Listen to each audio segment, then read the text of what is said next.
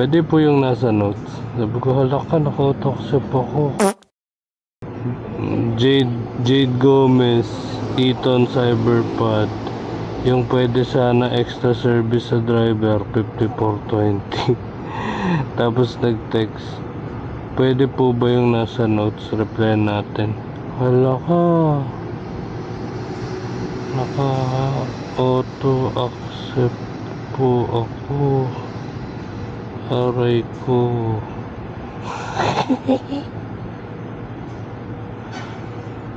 Ilan to? Jade. Gago. Malandi.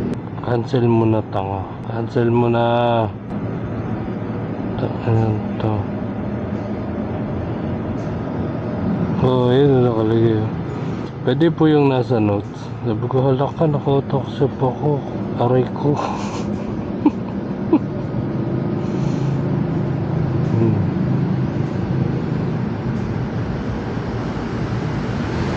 Tapos nasa isip niya, no?